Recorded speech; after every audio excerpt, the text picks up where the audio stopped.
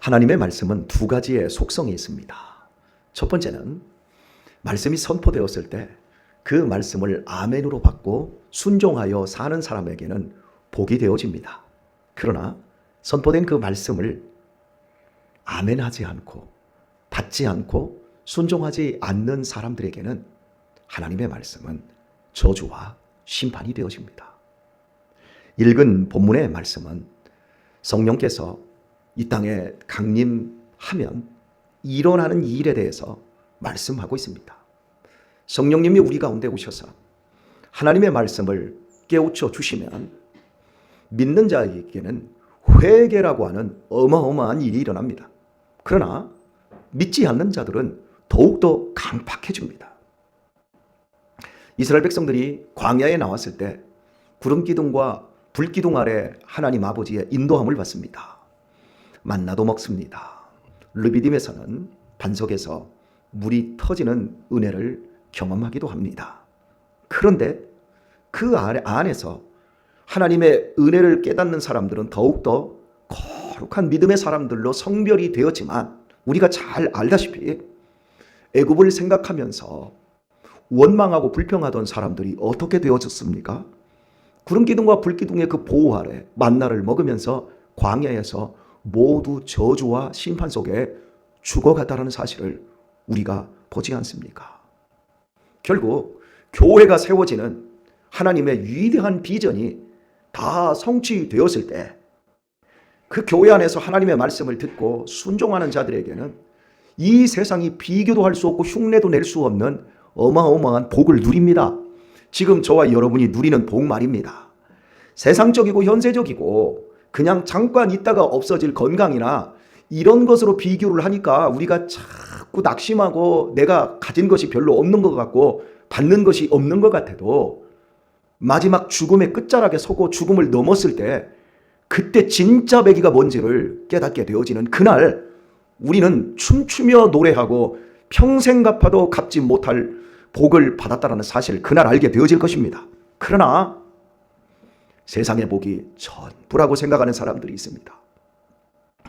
눈에 보이는 것, 지금 당장 누릴 수 있는 것, 지금 당장 멋있게 보이는 것, 그래서 하나님의 말씀을 멀리한 사람들에게 죽음의 사선을 넘는 그날은 공포가 실제가 되어지고 영원한 절망,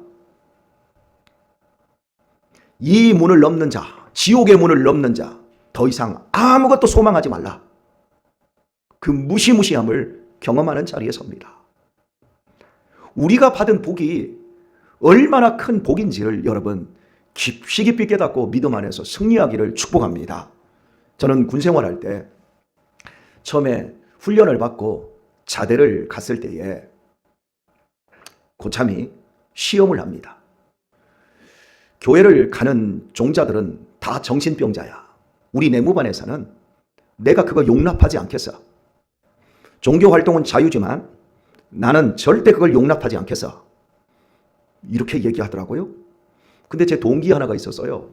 오시성을 가진 동기가 있었는데 그 친구는 서울 반포에 살고 믿음 생활을 하는 친구였는데 그 얘기를 듣고 나서 이제 개인적으로 우리에게 질문하는 거예요.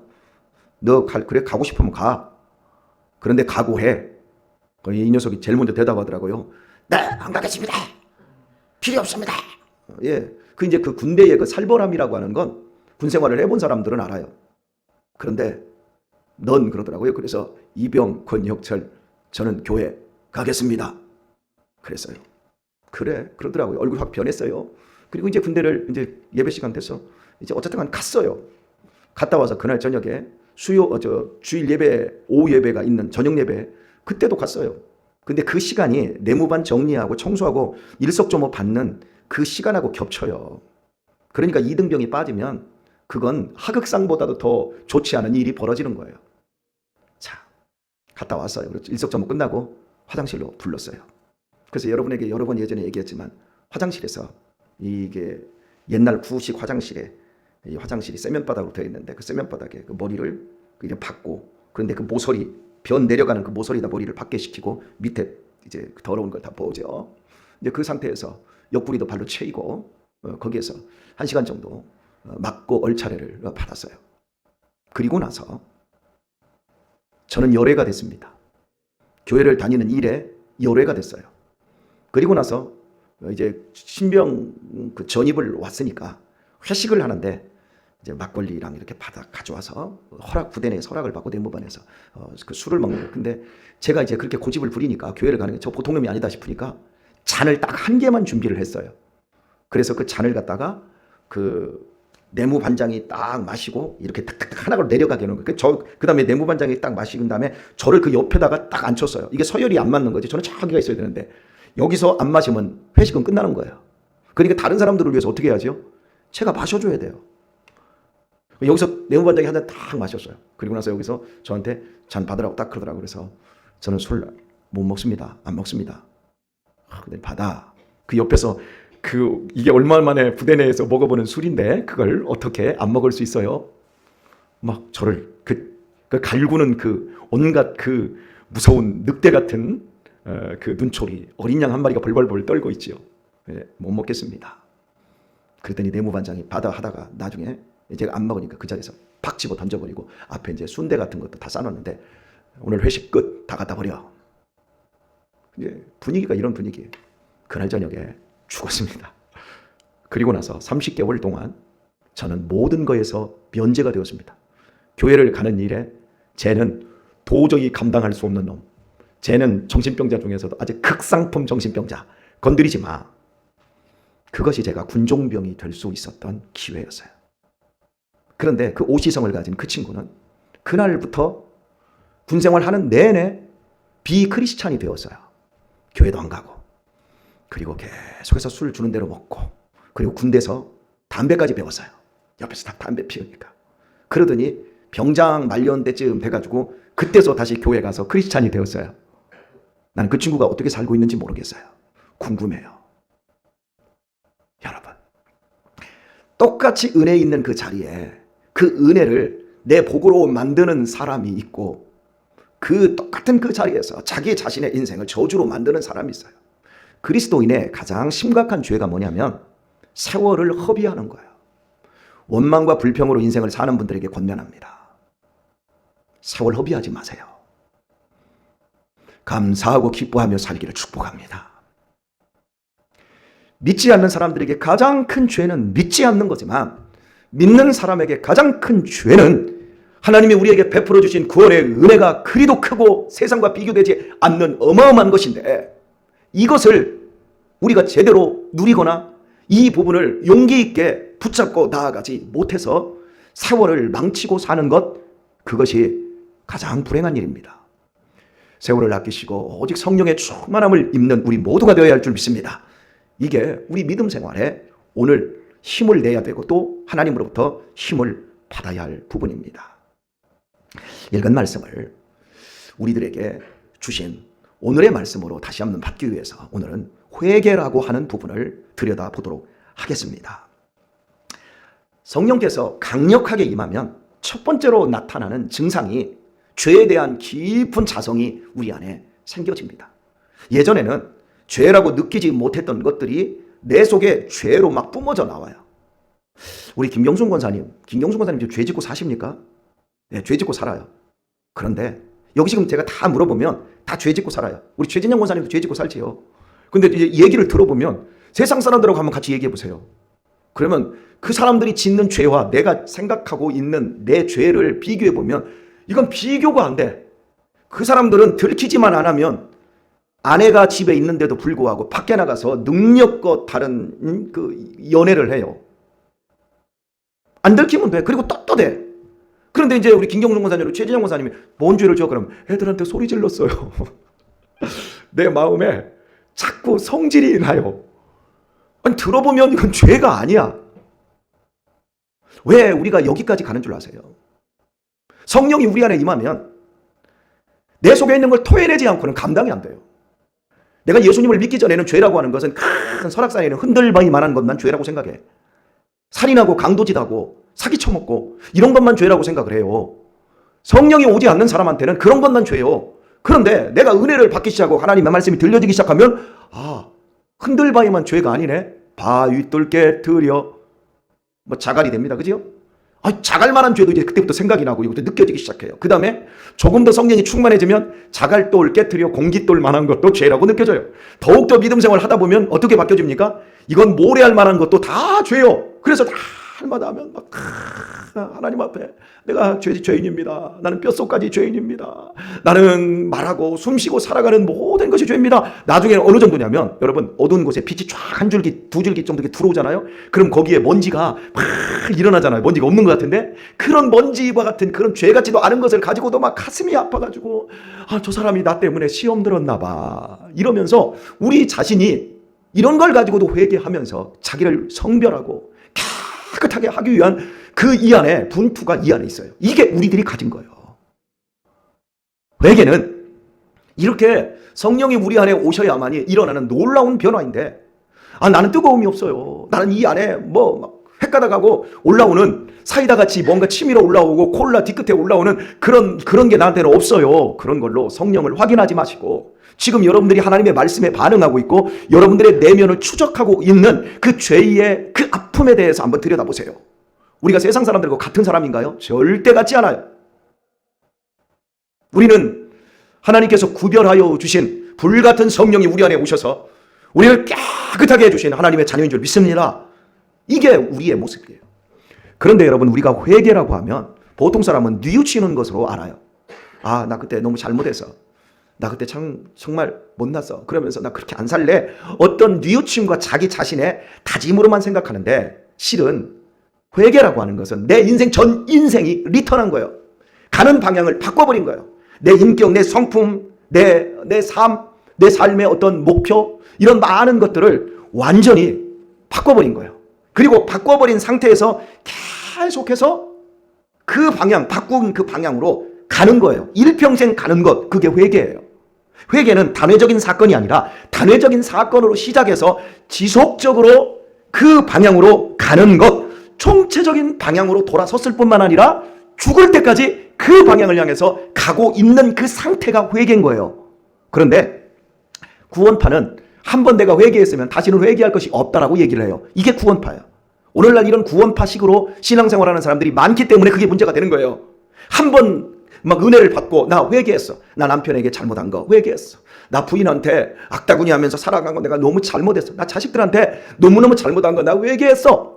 그리고 회개를 크게 한번 하고 간증하는 거예요. 울면서 나는 이제 다시는 그렇게 하지 않겠습니다. 나 죄인이었습니다. 멋지게 간증하는 거예요. 나는 간증 안 했으면 좋겠어요. 간증해놓고 다음에 또 죄죠. 방향을 또 바꿔버려.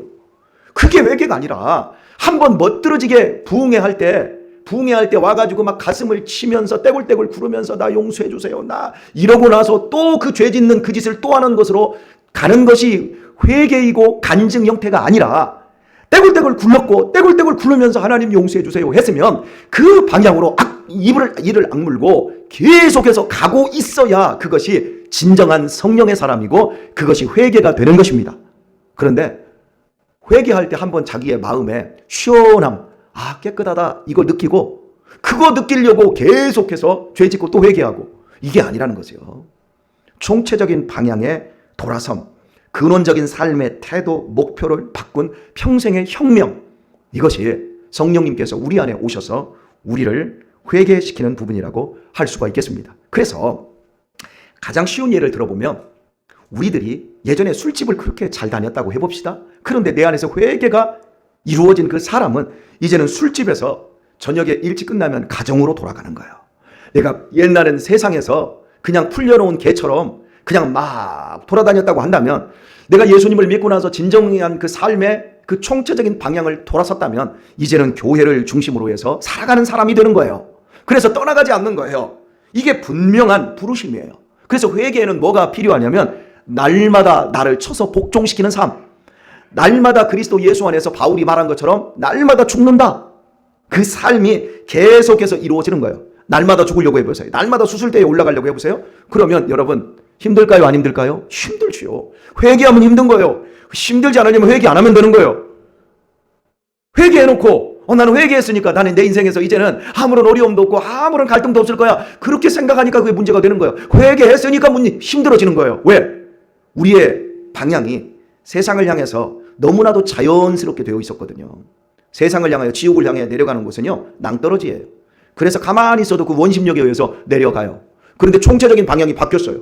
이제는 십자가를 향해서 골고다 언덕을 올라가는 것처럼 바뀌어버린 거예요. 그러면 여러분 생각해 보세요. 원심력이 없는 거예요. 내 힘, 의지, 하나님이 계속 주시는, 밀어주시는 그 힘, 땡겨주시는 그 말씀의 힘 외에는 내가 버텨낼 수 있는 다른 힘이 없는 거예요. 그러니까 여러분 얼마나 힘들어요. 그런데 힘들지 않게 신앙생활 하려고 하니까 계속해서 회개가 되지 않고, 죄송합니다, 제가 한번 흉내를 한번 내볼까요? 오늘날 우리 그리스도인들이요, 이래요. 방향을 바꿨어요. 이렇게 세상을 향해서 이쪽으로 가다가 방향을 바꿨어요. 여기는 내리막이었어요. 쉽게 갔어요. 방향을 바꿨어요. 방향을 바꿨는데 어떻게 갑니까? 오르막이에요. 힘겹게 가야 되잖아요. 그럼 어떻게 가요? 앞으로 가야 되는데 이렇게 가는 거예요. 방향은 저기를 보고 뒤로 가고 뒷걸음질 치고 있는 거예요. 이런 그리스도인들이 얼마나 많은 줄 몰라요. 그러니까 바울이 우리에게 하는 말이 침륜에 빠지지 말라. 뒷걸음질 치지 말라. 가시채를 뒷발질하기가 그래도 힘들었다. 바울의 고백이 그거예요. 혹시 여러분 뒤통수가, 여러분 뒤가 계속 힘들어집니까? 그러면 내가 분명히 예수님께 돌아서긴 했는데 구원파처럼 계속 뒷걸음질 치면서 뒤로 가고 있지 않는지 우리 자신을 살펴봐야 합니다. 사는 모든 것, 숨 쉬면서 하는 일이 다 죄 짓는 것밖에 없습니다.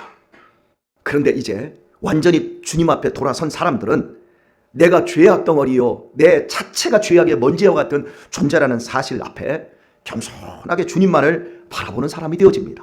그러면 날마다 주님께로 한 걸음씩 더 나아갈 수밖에 없는 그런 회개가 내 안에서 온전히 이루어지게 되어집니다. 오늘의 말씀을 맺도록 하겠습니다. 예수님 믿고 나니까, 회개하고 나니까 달라진 게 하나가 분명히 있는데, 그게 뭐냐면 나 같은 죄인이 없다라는 거예요.